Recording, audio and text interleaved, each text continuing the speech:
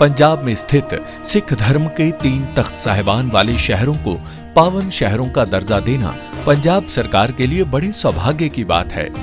ये शहर है श्री अमृतसर साहिब, श्री आनंदपुर साहिब और तलवंडी साबो।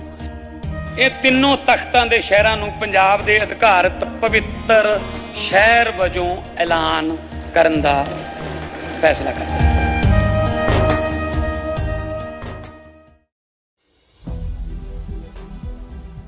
नमस्कार, आप देख रहे हैं 4 PM और मैं हूं आपके साथ सिमरन। दोस्तों, यूपी में बुलडोजर को न्याय का प्रतीक बताने वाले योगी सरकार को कानून ने ऐसा आईना दिखाया है कि उनके होश फाख्ता हो गए हैं। जिस बुलडोजर को सरकार अपनी सबसे बड़ी उपलब्धि बताती थी, आज उसी बुलडोजर ने सरकार की नाक काट दी है। बता दें कि ये एक्शन में आए जज ने योगी सरकार के अफसरों पे 20 लाख का भारी जुर्माना ठोक दिया है, जिसके बाद योगी बाबा के अफसरों की सिट्टी पिट्टी गुम हो गई है। लेकिन इस बीच सीजीआई सूर्यकांत ने भी नहले पे दहले वाला काम करके चौंका दिया है। कैसे हाईकोर्ट ने योगी सरकार के बुलडोजर एक्शन पे हेकड़ी निकाल दी है और क्यों अचानक एक बहुत बड़े फैसले को लेकर सीजीआई सूर्यकांत सुर्खियों में आ गए हैं, सब कुछ आपको अपनी इस रिपोर्ट में बताएंगे। दोस्तों, सबसे पहले बात हाईकोर्ट के उस फैसले की जिसने बाबा के बुलडोजर की खामी को दुनिया के सामने एक्सपोज कर दिया है। पूरा मामला रायबरेली जिले की सावित्री सोनकर से जुड़ा है। सावित्री कोई माफिया नहीं थी, कोई अपराधी नहीं थी, वो एक आम नागरिक थी जिसने मेहनत की कमाई से अपना एक छोटा सा घर बनाया था। लेकिन प्रशासन की नजर उनके घर पे पड़ गई। बिना किसी ठोस कानूनी प्रक्रिया के, बिना उसे अपना पक्ष रखने का मौका दिए, भारी पुलिस बल के साथ बुलडोजर पहुंचा और चंद मिनटों में सावित्री की पूरी दुनिया मलबे में तब्दील कर दी गई। उस वक्त सावित्री चिल्लाती रही, गिड़गिड़ाती रही, अपने घर के कागज दिखाती रही, लेकिन अधिकारियों के कान पे जूं तक नहीं रेगी। सत्ता पे हंटर चल रहा था और बुलडोजर दहाड़ रहा था। उस गरीब महिला को बेघर करके अधिकारियों ने अपनी पीठ थपथपाई होगी, लेकिन उन्हें नहीं पता था कि न्याय की लाठी में आवाज नहीं होती है। सावित्री ने हार नहीं मानी और वो हाईकोर्ट पहुंच गई। अब हाईकोर्ट ने जो फैसला सुनाया है वो उत्तर प्रदेश के हर उस अधिकारी के लिए सबक है जो खुद को कानून से ऊपर समझता है।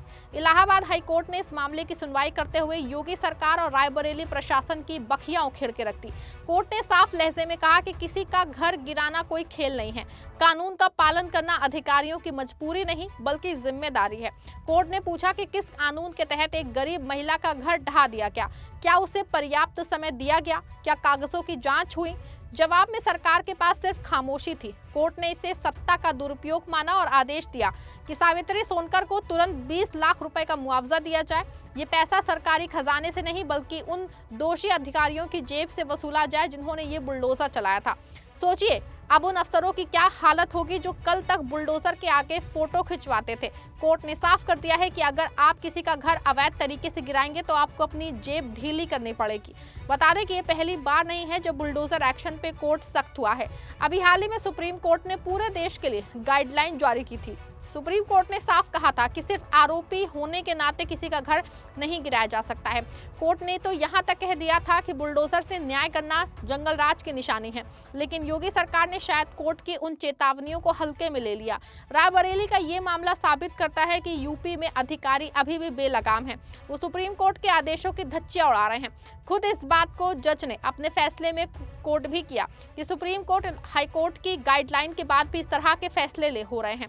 हाईकोर्ट का ये 20 लाख का जुर्माना सिर्फ सावित्री सोनकर को न्याय नहीं बल्कि ये बेलगाम अफसरों के गाल पे एक जोरदार तमाचा है, ताकि वो समझ सके कि देश संविधान से चलता है, किसी के निजी रसूख या बुलडोजर से नहीं।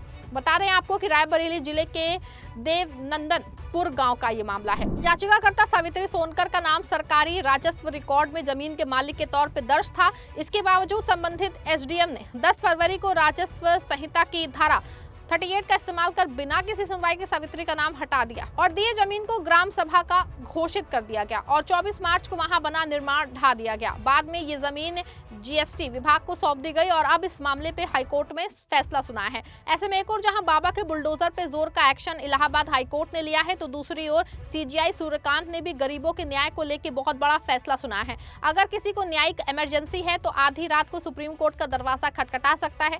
सीजीआई सूर्यकांत ने कहा कि फरियादी बुनियादी इमरजेंसी में आधी रात को भी सुप्रीम कोर्ट आ सकते हैं।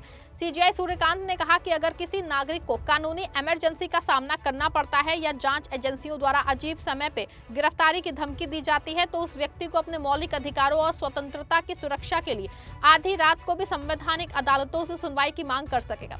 टाइम्स ऑफ इंडिया की खबर के मुताबिक सीजेआई सूर्यकांत ने कहा, मेरा प्रयास है और रहेगा कि सुप्रीम कोर्ट और हाई कोर्ट को लोगों की अदालतें बनाया जाए, जहां कानूनी इमरजेंसी में काम के घंटों के बाद भी किसी भी समय संपर्क किया जा सके। उन्होंने कहा कि उनकी प्राथमिकता में से ये है कि कई अहम संवैधानिक मुद्दों से जुड़ी पेंडिंग याचिकाओं से निपटने के लिए जितनी हो सके उतनी संविधान बेंचेस स्थापित की जाएं, जैसे कि चुनावी रोल के स्पेशल इंटेंसिव रिवीजन की वैधता को चुनौती देने वाली याचिकाओं का मामला जो बिहार से शुरू हुआ है और अब एक दर्जन राज्यों में चल रहा है। ऐसे में साफ है कि देश में न्यायिक प्रक्रिया को मजबूत करने की बात ना सिर्फ सीजेआई कर रहे हैं, बल्कि इलाहाबाद हाईकोर्ट ने फर्जी बुलडोजर एक्शन पे जो बड़ा फैसला सुनाया है वो देश और संविधान ना सिर्फ बड़ी जीत है बल्कि ये हमें बताता है कि अन्याय न्याय के आगे टिक नहीं सकता है। सरकार को समझना होगा कि बुलडोजर चला के वाहवाही तो बटोरी जा सकती है, लेकिन इतिहास में उसे न्याय कभी नहीं कहा जा सकता। इंसान का घर सिर्फ ईंट पत्थर का ढांचा नहीं होता है, उसकी पूरी जिंदगी की कमाई और यादें होती हैं। उसे गिराने से पहले 100 बार सोचिए, क्योंकि अब कोर्ट भी जाग चुका है और जनता भी। पूरे मामले पे आप क्या सोचते हैं? आपको क्या लगता है कि दोषी अधिकारियों को जेल भी भेजना चाहिए? क्या 20 लाख का जुर्माना काफी है? आरावली और सेंगर मामले पे बड़ा फैसला सुनाने के बाद जिस तरह से सूर्यकांत एक्शन में है, ये अपने आप में बहुत बड़ी बात है।